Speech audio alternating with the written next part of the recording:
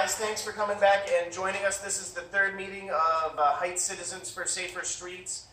It's a group of parents, PTO members, community members who are all trying to find solutions to slow down traffic on 49th, which is where there are 4 of the 5 schools in the school district. We were eating. So, again, so 49th is an Anoka County state aid highway. It is operated and kind of maintained by Anoka County. You've got Valley View Columbia Academy, the high school and the school offices, and Highland Elementary School up here. It is a very kind of high traffic arterial. So we come back, this is our third meeting. We came together for the first time, I think, April 1st. Our second meeting was June 14th. And on June 14th, one of the things that we talked about was Anoka County, the cities of Columbia Heights and Hilltop, the Columbia Heights School Board, and the Columbia Heights Police Department. We're putting together a joint working group to look at all of the issues on 49th. And I think we have a lot of really good news to come back from that today.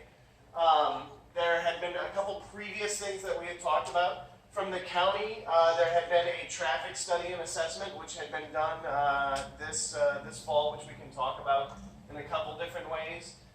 In the city, I think we were looking for City Public Works to look at some of the approaches in on 49th on the city roadways.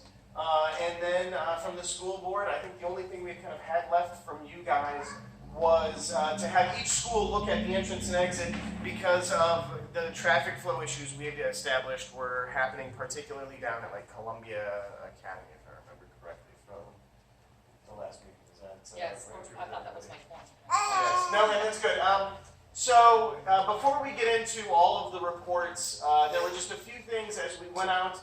Last Sunday, it was scorchingly hot. I don't know if you all remember that. It was so miserably, terribly, unseasonably hot.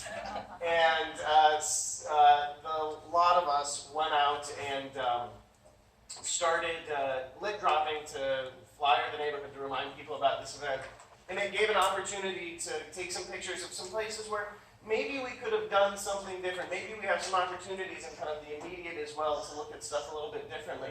So this is at the intersection of 49th and I believe it is Washington. And in this case, do we have somebody from the city? Yes, from, right. So as I understand it, we have to put in ADA compliant sidewalks around the city at our curb cuts, correct? That's part of the reason why these are being done? Right. Yes.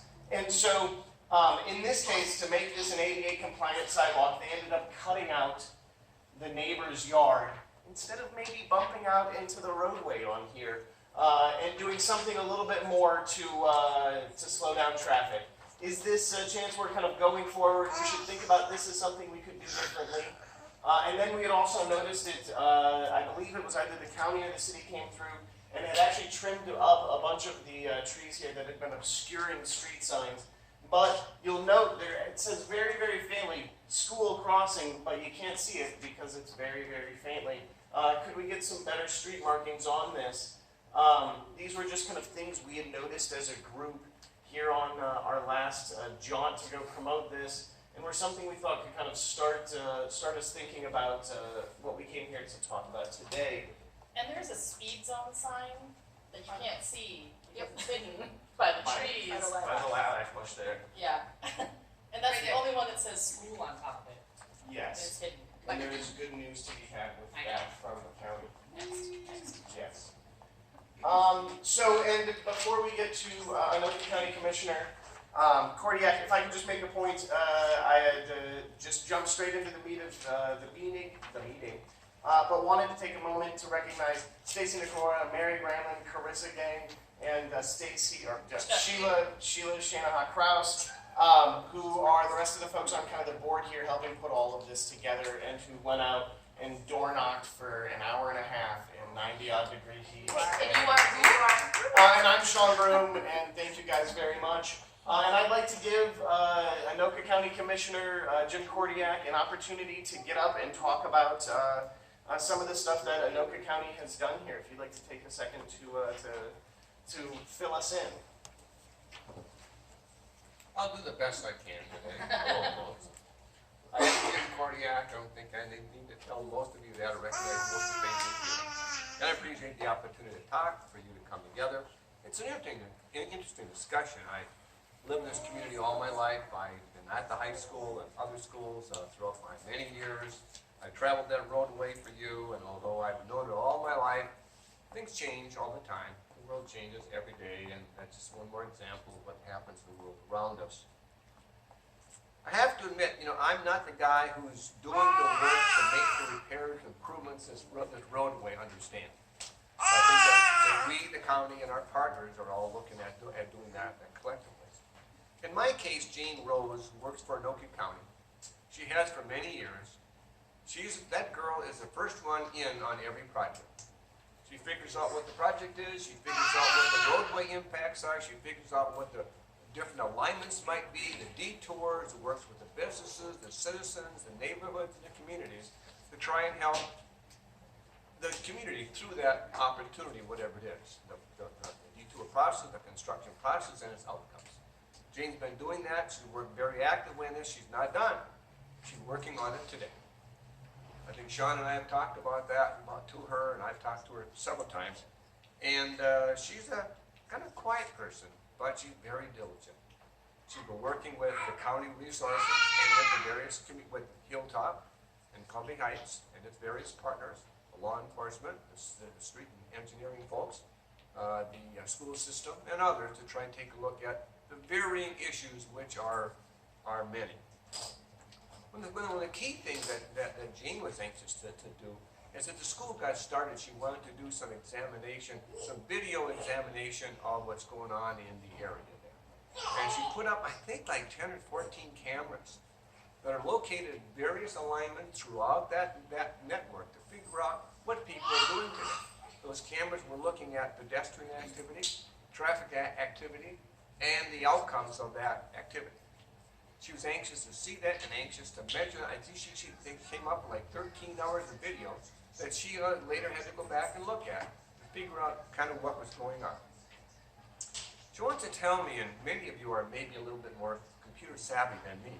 I have it here if you desire, but a lot of the information I might give you, that Sean has had, that we have heard, is on a doodle pad. Now, I don't know exactly what a doodle pad is, but I know what it does. It'll describe what's going on with the project. If anybody wants to see that, it'll outline all of this and much more if you wanted to get into that and understand better what the collective examination reached for conclusions and what they found along the way. So if anybody wants a doodle pad, let me know. I'm going to take my comment from things that Jane gave me and Sean, and I actually have 4 copies there and 4 copies there for anybody that has a continuing desire to learn about what the critical steps is that she saw. Now I will now outline it as best as I can, and if you want to see it in writing, you can have it. It's there for your review. Now, Jane wanted to tell us that she has had a meeting with the partners, which I just described about the alignments. We want to talk a little bit about the progress that group has made. One of the things that they did do is review the in-place signing and striping in 49. We talk about that a lot, where the stripes are, where people cross, things like that. And she has reviewed all of those things. Sean has mentioned, and I haven't physically seen, although I've driven it, you know the day-to-day activity better than me. But they've already made some additional signage, apparently, along that alignment. Maybe some crosswalk changes that they've already made. Some that they will continue to consider. They're highlighted in pink and green on the doodle pad. But the county is looking at making those changes. These are roadway changes. One of the examples that she talked about was a bump out that allows, it's a bump out, that the county would like to do to make those improvements to improve pedestrian walkway activity. They are construction things that cannot be done today, but that they can schedule into their routine roadway things. They'd like to make some of those changes to make it a bit more convenient. They took a look at the cameras importantly on traffic counts. They looked at 11 intersection areas about the activity. They've outlined all of that activity. They outline it here. I actually have PDF, but it's not overly exciting reading, but it's interesting stuff. But it does, there are many turn lane opportunities between the 65 and the various streets and the various school opportunities for a turn lane. Every one of them can be a problematic opportunity. And there's a lot going on there. They also use the same information to observe improper. One of the things I saw a lot were improper activity of citizens. You know, we can do all the striping we want, and we can build out all the opportunities they want. But when people, nevertheless, in spite of whatever sign you stick in the ground, make decisions that aren't to others' benefit, it's still a problem. I mean, she had at each of these locations, all of which are listed here, the various turn lane activities. She talked repeatedly in each of these locations about vehicles using shoulders as a right turn lane. Lights are not, right turn lanes are right turn lanes, shoulders are not. She talked repeatedly about pedestrians not crossing at crosswalks, which maybe in some ways started all this discussion in the first place. She talked repeatedly, all the way up and down the corridor, from the high school on down, about people making U-turns in the middle of the street or in the intersections. Drop the kid off, flip around, run back the highway. We can't arrest all of those people. I don't know how you help people make good decisions, but maybe signage and other things might help. She talked about vehicles that block some of those roadways. They'll drive up to an intersection or a school location, drop people off, and block other people's opportunities to use that roadway alignment. She talked about vehicles parking on the shoulder. They're not parking locations, they're shoulders for people to traverse. We talked repeatedly about people using shoulders as a bypass lane. You know what that means? Driving around other cars and other people and other activities to use that lane, whether it's buses or whatever, I don't always know. But it's not a through traffic, it's a bypass lane. We talked about people about people not stopping when they're turning, not coming to a stop sign and stopping. They're just driving right through. They talked about people letting children out in all too many locations. It came up again and again. Talked about people driving the wrong way out of some of the school parking area, drop-off area. So it says in and out, they're going in and not out. I mean, I see that at the post office. So understand that no matter what we might do, there are some of those issues that will continue to be a problem, however that shakes itself out. But we understand better what that is. Maybe we can do more with traffic enforcement. The last time I was driving down 49, I think I saw 2 police officers standing in the roadway at the end of the school day, which obviously are there to help improve citizen decisions and help to ensure citizen safety. They looked at speed data. Speed data was interesting. They looked at it for a long time. They looked at speed activity from from September 5th to September 20th. Generally speaking, they would find that people were, for the most part, making responsible decisions, and the typical speed of vehicles through that alignment was 26 miles an hour. What's the speed limit? 30? There's 26 miles an hour. They range from a low of 15 miles an hour to a high of 75 miles an hour. That was one vehicle, but it's a range, so I don't know how. So understand that obviously speed is always an issue, and this is no place of dealing with speed when you're dealing with people and pedestrians and that kind of activity. It's a problem. But they took a look at that. Along with that, then and Sean come briefly. That was part of the gap. They call it a gap analysis. I don't know what all the impacts is, but the significant part of that is that the speed on that roadway, as all roadways are set by the city, they're set by the county, they're set by the state, and in the county roadways are a combination of county and state. And they have selected their speedway there. In order for the county to make decisions about spending money and making critical highway decisions, things have to meet warrants. We don't just put up a street light at every intersection that has 20 cars a day. You have to have certain warrants to permit you to put a stop sign, street lights, and other kind of things. They did find that they did find that school activity there did meet warrants. Now, I believe what that means is that during the school day, with lighting on the roadway, they're able to reduce the speed limit from what it is today to a school zone speed, which is supposed to be able to slow people down. We've used another location, county highways. What the outcomes will be here, I don't know, but I think that everybody was kind of excited about the fact that they were able to pulse traffic. And Sean, in his first comments, said we're here to reduce traffic, reduce speed on 49. And maybe the speed zone will help to do that. They're still looking at many other considerations, including signage and various striping and lighting and so on. So I think that those are just some of the things going on. I can't tell you at every single intersection, although I have the information here, what decisions they're exactly making. But I feel that the team has done a lot. They've already made changes. They have a whole number of things that they like to do from signage and striping and construction. And time will tell how those things roll out. But we're trying to cobble that whole thing together to try and make it work better. Those are my comments I casually answer. But I can't answer every question, but I would be happy to answer anything that I might be able to respond to. Any questions for Commissioner Kordiak? Any issues? You know, the important thing is that the team has worked, she felt the team has worked very well together. She was very happy with the outcome. They all have the same goal in mind. Whether it's the school, the city, or the law enforcement, or engineering, you know, that is important to make this thing work, and she's happy with that. So, I'm sorry, I saw a hand, there was a question. Paula? Yeah, so the study you referenced, the traffic study, I can't remember exactly what you called it. When was the date of that taking place or starting? Well, you mean the latter comments about the gap analysis? About the speed zone thing? Yeah. Well, that is a result of the 2-week-long, whatever it was, 5th or 20th study of traffic speeds and activity.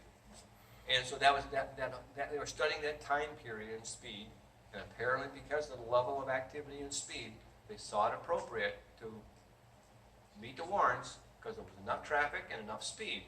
And that led to the consideration of the school zone lighting. So what was the date that 2-week span started? I think I commented, September 5th I to know the it was 20th. September 9th, 5th to 20th. the 5th to the 20th. Yep. Yeah. Step earlier. so- Yeah. Commissioner Kordiak had mentioned the doodle pad, so this is actually Yeah, I tried to- this is an image I'm right taken here. from one of them, and I think some of the good news that came here out of the county. So what is in front of us here? This is 49 heading east-west here. There's Washington, Jefferson, Madison. Here there are just kind of regular pedestrian walk signs. One of the things that he had talked about, and that warrants of allowing you to change signage, is that this is one of the things Ms. Rose, I think, had highlighted. This is possible to change to a school crossing. So it's a little bit different sign. It's a brighter sign. It's the one with 2 people in front of it. And then one of the things with the gap analysis, this coming back as a school zone, as there is up the hill by Highland, there's the opportunity for a lit school sign. It says school sign, and it's got the little flashers up on top of it. This is one of those things that isn't an absolute, because you need to get money for it. And so Commissioner Kordiak is just one of 7, but this would be a really great opportunity for Anoka County to be able to spend a little bit of money to make 49 safer. And as I understand from speaking to Ms. Rose, this had been put in as a kind of a placeholder project in the next Part of year's the capital 2018 project. capital improvement budget, I wouldn't be surprised if it got done. That's just how that works, placeholder, but it's scheduled to go for 18. Yeah. I think that'll happen. We'd like to see that happen, and that is, that's an investment that I think ends up being $40,000 of all things. It's a pretty substantial chunk of change to have to cut in the power and tear out stuff in the street and fill in the foundations for some of the street signs there. The lighting piece is useful and important. I think that people have to one up the hill.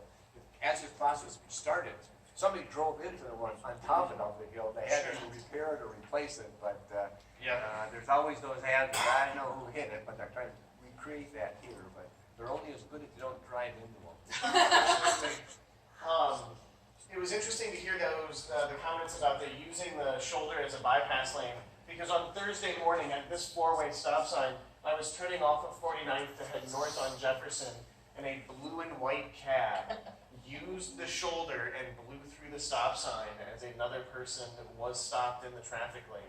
I mean, think about how dangerous that is. We all know that. Think about how dangerous that is. It's like passing a bus to the right side hoping the kid isn't crossing in front of it. God. And yeah, didn't pay attention to the stop sign, which he drove, close to. So that is awesome news. Can we go back to the last slide? So for a few of the things out of Anoka County, one of the other options that had been discussed was there are going to be new signs with the school name and an arrow. I just used a blue and yellow arrow because go Highlanders, but probably just be a big reflective arrow on a green sign. But so this will allow for kind of better wayfinding. People who are maybe speeding down trying to find a school to go to an event. And so this is something that the county is looking at after this discussion with the broader working group. And then the other thing that I wanted to highlight here was they were talking about some other roadway changes. And the big ones that come out here, the commissioner had mentioned it, bump outs. It was one of the things we had talked about earlier. Broader pedestrian crossings. And then the creation of a center median or getting rid of the shoulder, right? So what this is this kind of reduces the space that people can drive down 49th. It doesn't feel quite so much like it's probably 54 feet, 48 feet wide, the right-of-way 48 feet, right? It doesn't feel quite as much like a open highway if you can reduce down by either removing part of the shoulder or putting a center median, which would also allow for kids to have the opportunity to stop if there was traffic coming. It serves as kind of a refuge Did you island talk to for Jade about pedestrians. that specifically? I didn't specifically talk about that, but we have talked generally. Didn't you talk to her about that? We did mention it briefly yesterday, and if I can just take a moment to plug Anoka County.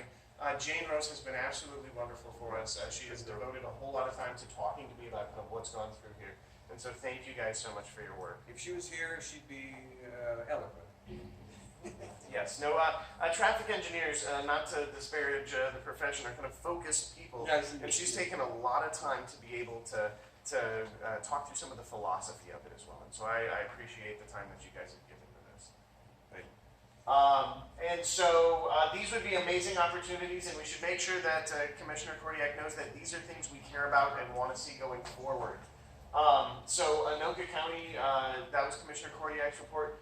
It was awesome. Thank you guys so much for the stuff that you've done. This is real improvement. These are real changes coming in that will hopefully make it safer for kids going to school. So this is a great kind of milestone to reach here, a great waypoint. I think a lot of what we talked about are things that are still in the future yet, Yeah. but we know what we'd like to do. The Yeah. construction pieces are a little bit more complicated because money's attached and all the rules, concrete and whatever, but they can be done over time. We may have the map. In discussing with Jane, there are a few of them, like this signage here, changing that to the school zone, if just to give another kind of 2-block head start, that there are kids who are going to be around. This was something she had thought could be done relatively quickly because it's just buying new signs. And so there is a whole range to this. This is something that has to go through the public budgeting process and then get slotted into a construction schedule. And similar to kind of painting in or carving out the sidewalks up there. But so this is really wonderful progress. It is just a milestone. We're going to keep harping away at this. You're going to keep hearing from us.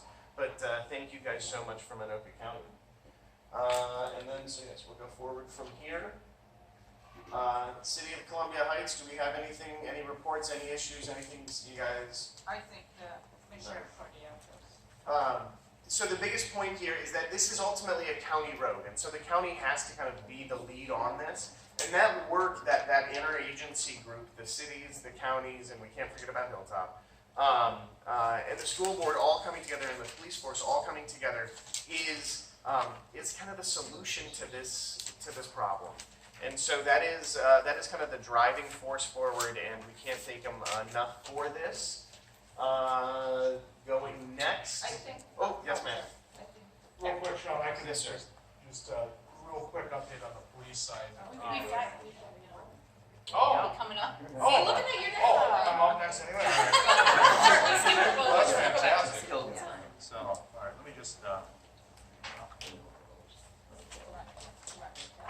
sure, if you want that, I got a copy here. So, a lot of our findings that we came up with, or that we reviewed after, at the end of the month, we actually support pretty much everything that Commissioner Kordiak and the traffic, the transportation, Oak County Transportation, found. One, we kind of knew already speeding, really, because of the congestion, the speeding during the school hours, at least during the pickup times and the drop-off times, really isn't an issue. Yes, you get a few that'll fly through there, but for the most part, speed is actually pretty good. And she says that. Yep, exactly. So we dedicated about 40 hours of staff time during the month of September, focused mainly on education. And that started with some social media. We worked with the school district to get some information out in their newsletter in August. Just letting parents know that we are going to be starting to increase our enforcement along 49th Avenue. And the month of September, it really wasn't about enforcement, it was about education. So our goal during this time was just focus on warnings, and we did end up citing a few people, but those were for situations where drivers didn't have a driver's license. I think there was one driving after cancellation as well. So, but for the most part, we did focus in on just warnings. The one thing that we found, just like Commissioner Kordiak just mentioned, the majority of the violations that we're seeing are pedestrian violations. That's the vast majority. And yes, we're also seeing the U-turns. We're also seeing some of the passing on the shoulders. I think we had one drive into a crosswalk when there was someone trying to cross. So we are seeing some of that as well. But the majority of the violations that we're seeing are the pedestrian violations. So moving forward, that is something that we're going to be focusing on and working with the school district on to help reduce that. Another thing we did see, traffic flow. One of the issues that one of our officers spotted right away was actually the timing of the street light at 49th and Central. That's a very short light, and that's a contributing factor to the bottleneck that we see down at Columbia Academy and Valley View.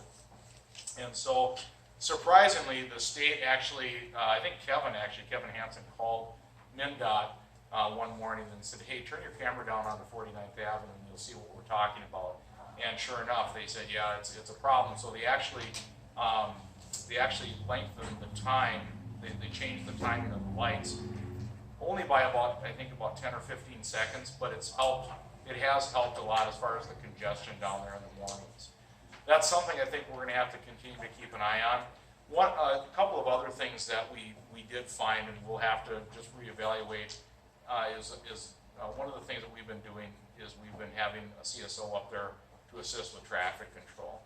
And one of the things that we found is at times, as we're trying to do the traffic control, it's actually contributing to some of the congestion.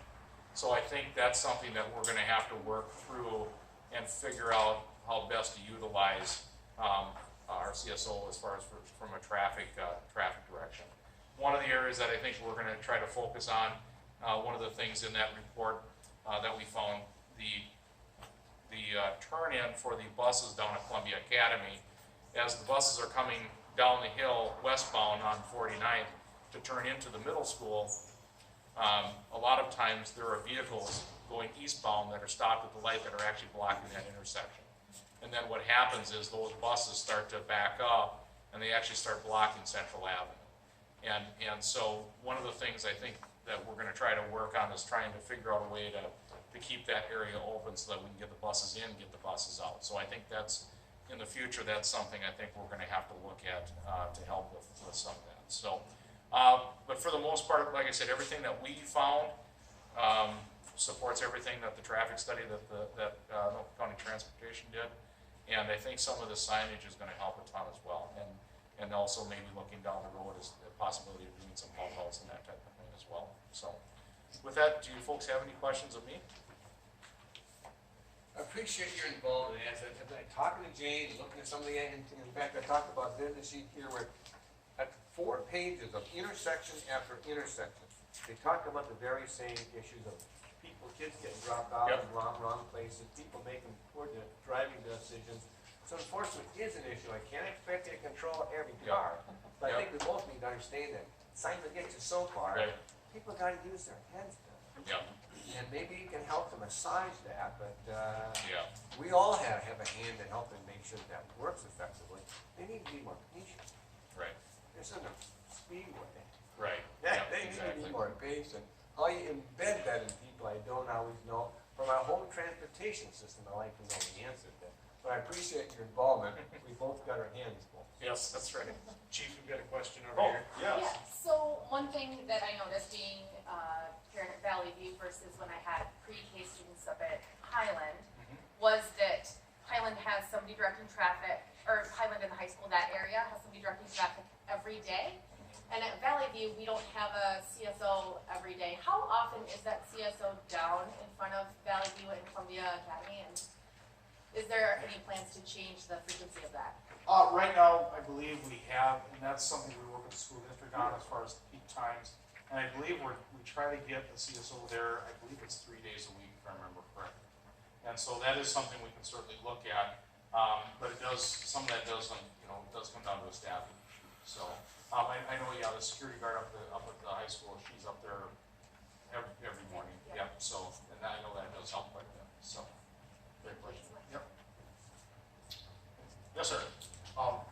As a Columbia Heights father, I've got a first grader that goes to Valley View there.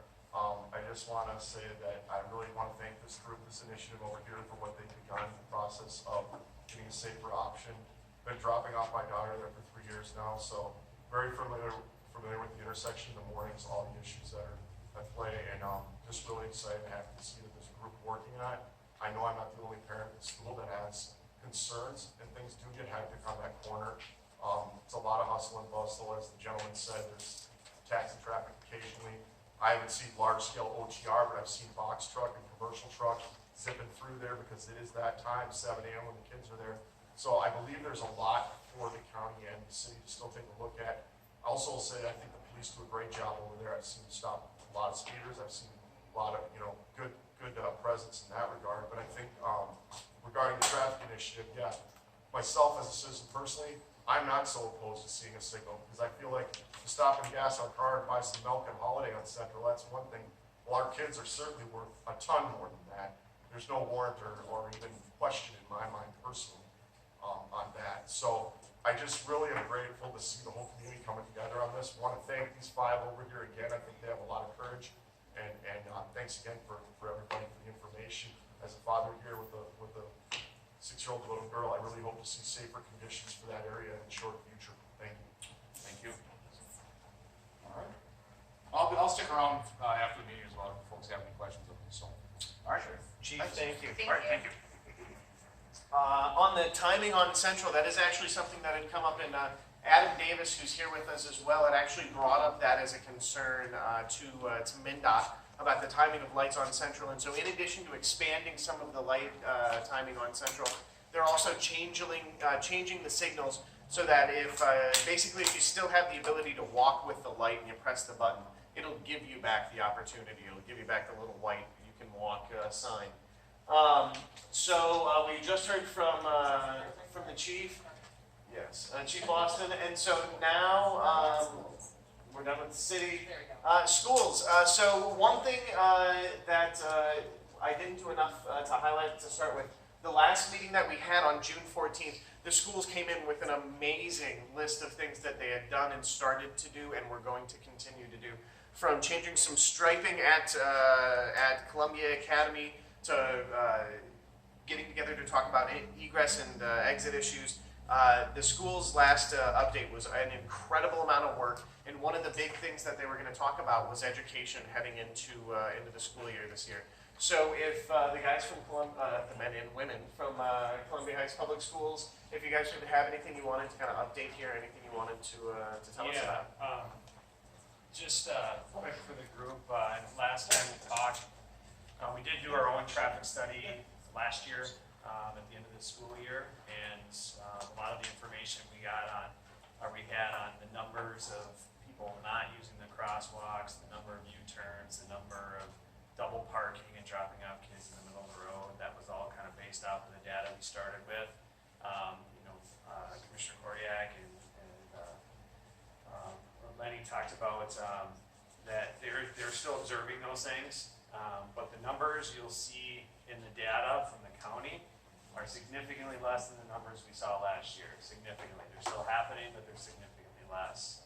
Whether it's a direct impact of us being more consistent in our language, or a direct impact of the police being more active out on the road, or both of them together, it's definitely having an impact. So we really appreciated the police department and their efforts at the start of the school year from the school district perspective, because it's definitely making an impact. So we're definitely seeing better people making better decisions, although it's not all the people. So we still got work to go. We didn't do an additional study at the start of this year because we knew the county was doing a study. The county study did include our exits and entrances as well as the intersections. So all that data is within the county's report. We are going to continue. I know the middle school just pushed out some information just today, I think, on their auto calling. So we're going to continue to go that.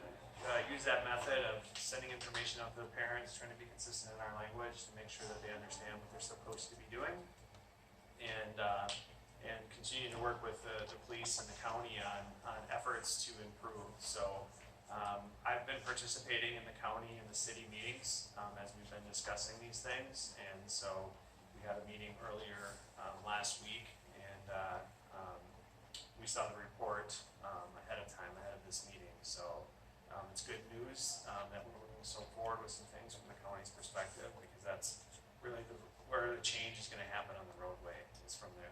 So, any questions from us? Yes? I'll comment. Back in my day, I was a crossing guard. I had a uniform, a flag, a hat, I think, and maybe that's what led to my interest in being a probation officer for the county for 14 years. And maybe not.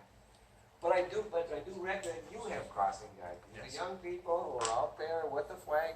In my case, I watch them with the keenest of care and follow everything, every movement they ever choose to make.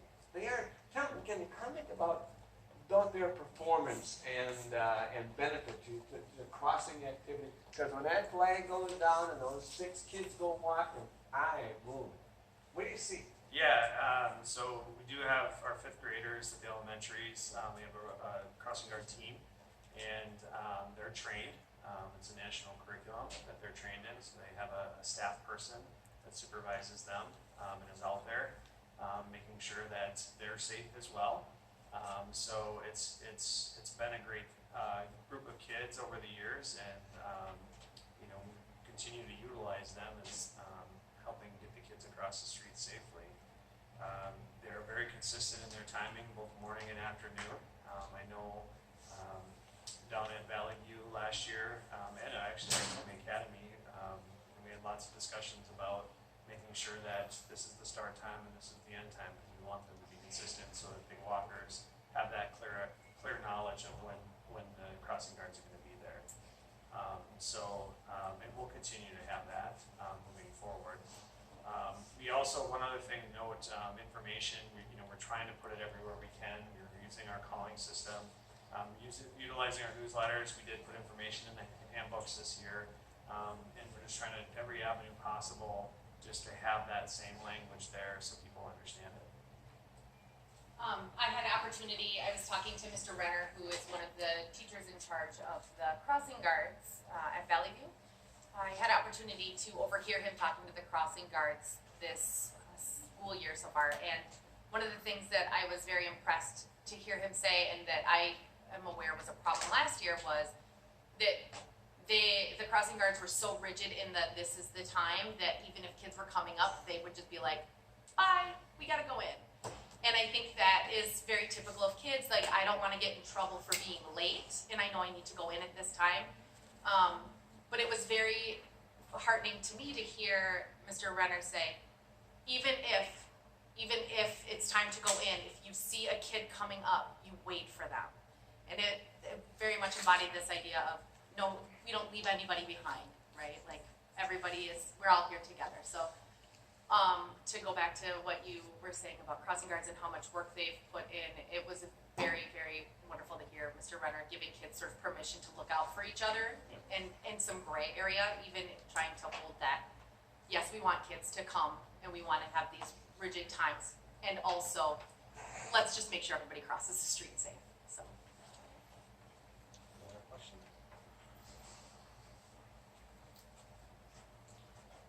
Anybody? No? All right, so I think we've gone, so the next one's the police department, who've already come.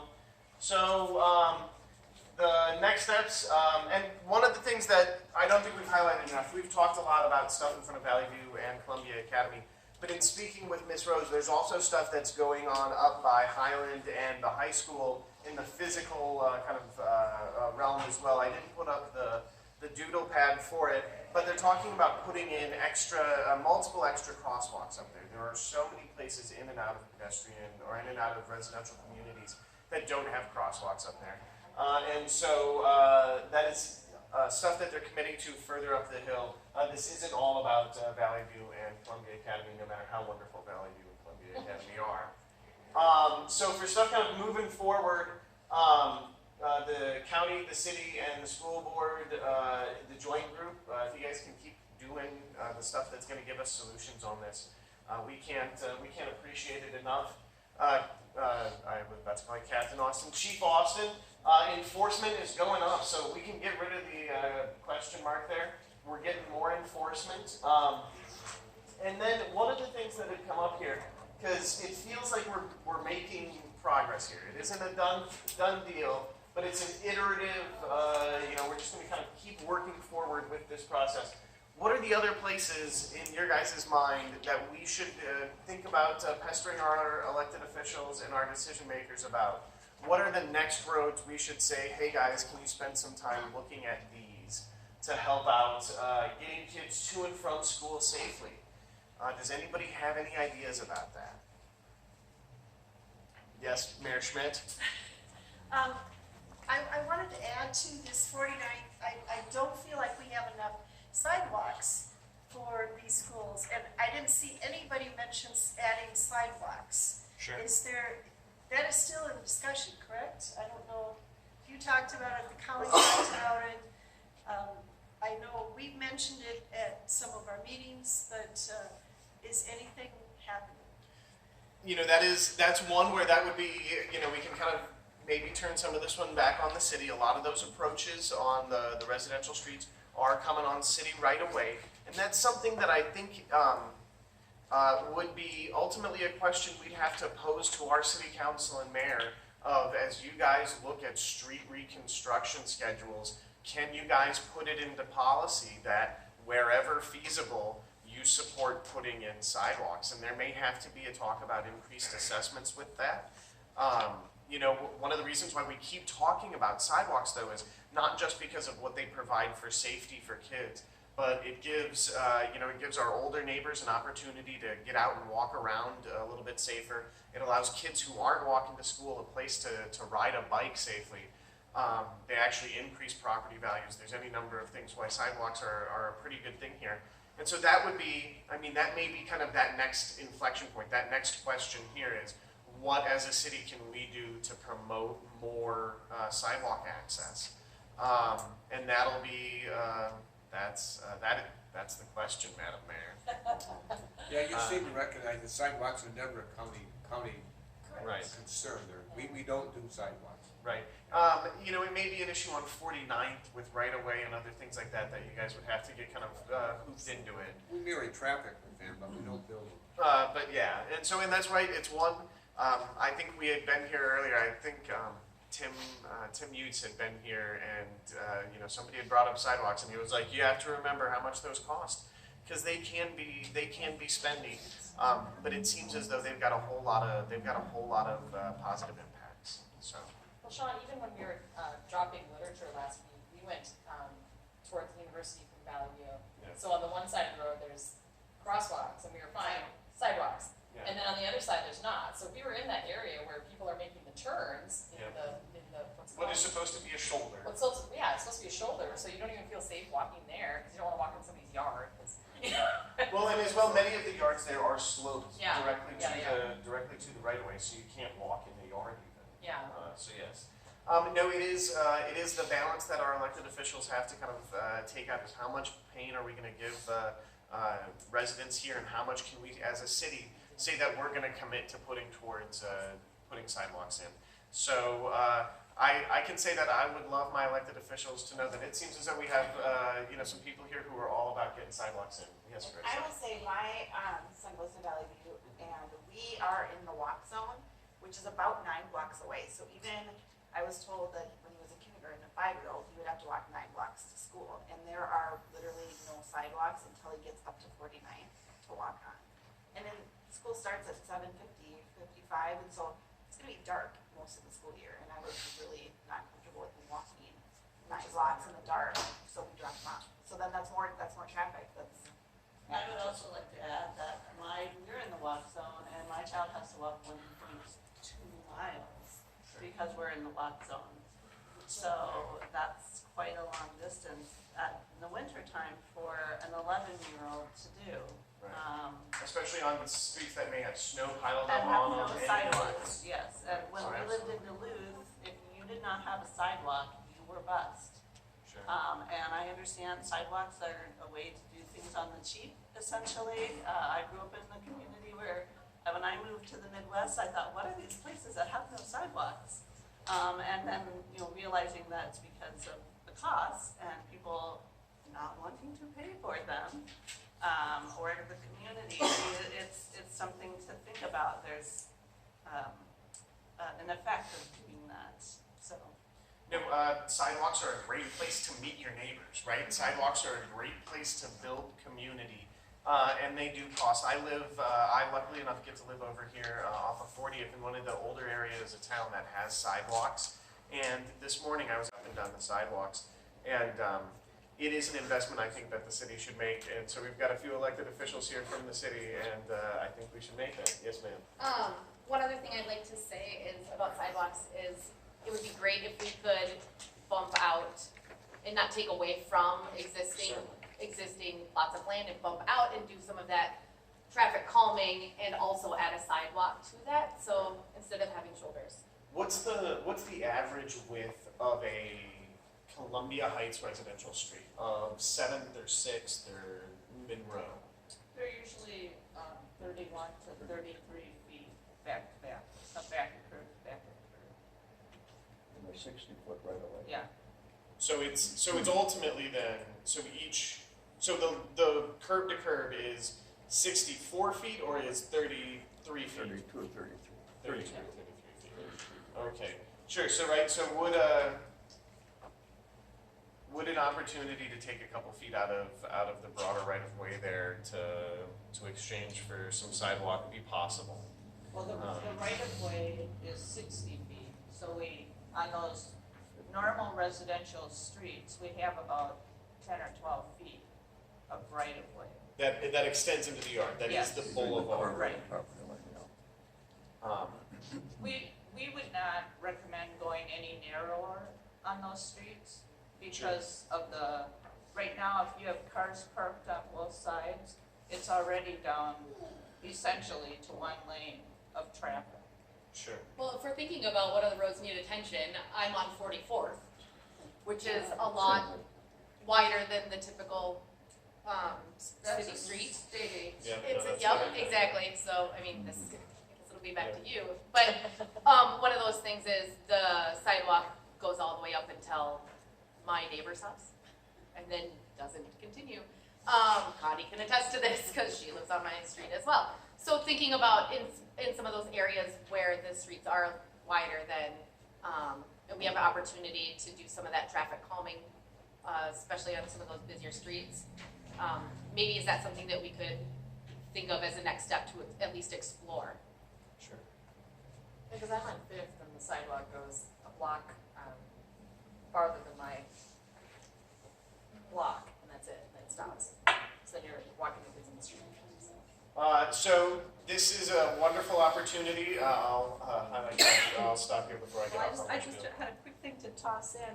Since we're looking at the comprehensive plan revision, which is the vision for the next 20 or 30 years, this might be something that could be put in there that we would hope by the end of those 30 years that we would have sidewalks along every street. And then that would put the implementation of that into the city, churning away at that, and put it in with the preventative maintenance schedule or whatever it would be.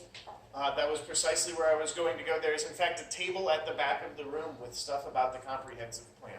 For those who don't know what the comprehensive plan, it is the city's big document that has to be published every 10 years that kind of lays out the vision for where the city needs to go in the future. There's little cards you can fill out to talk about what you'd like to see in the city, like sidewalks. And there's a map where you could put red dots or green dots for things that you liked or didn't like in the city of Columbia Heights. Yes, Connie? One thing I would like to add, and you can correct me if I'm wrong, but I spoke with Kevin Hansen a while back, and I had talked with Mary, we were talking about extending that sidewalk from her neighbor over. If there's a section of a block where people are interested in getting a sidewalk, and there's enough people interested, they can ask the city, and then they'll be assessed, but they can put in a sidewalk if there's enough people on that section of that part of the block. So that is available. It's just, getting your neighbors on board. Malcolm, you seem to be on Well, something's on the tip of your what tongue. we you said. went through, this was years ago. There was a decision to made to put the sidewalk on our side of 49th Avenue on the north side because the park was there. Sure. And it wasn't considered for the other side. But you must remember that those sidewalks were assessed individually to the homeowners. Once the sidewalk is in, the homeowner is responsible for clearing it after snowstorms. And we had a snowblower, that was quite a chore. And then the snowplow usually came by just after you got done shoveling. So it's a responsibility of the homeowners. And they're going to go through a public hearing when a sidewalk is proposed. And we end up paying for it, except in 49th, I persuaded them to only assess us for a 4-foot sidewalk, although the sidewalk is 5 feet wide. So the city absorbed 20% of the cost. That's what you get for the years of service. You got a little bit better deal on your sidewalk. Yeah, well, that was after World War II. No, and that is, you can't forget the cost of it. And one of the things in Columbia Heights, right, after a sidewalk is installed, its maintenance and its upkeep is ultimately on the responsibility of the individual homeowner.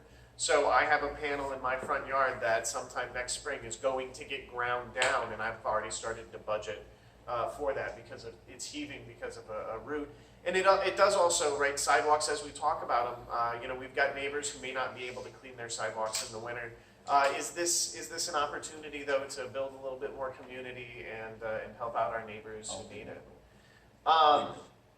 This has been wonderful. Are there any more questions or issues, or anybody have anything further that they want to say? Thank you guys so much for coming and giving us some of your time today. Feel free to take pizza and cookies on the way out. We will be having another meeting to kind of follow up and check in with the county on where they're at sometime in the first quarter of next year. Thank you guys so much. Thank you. Awesome.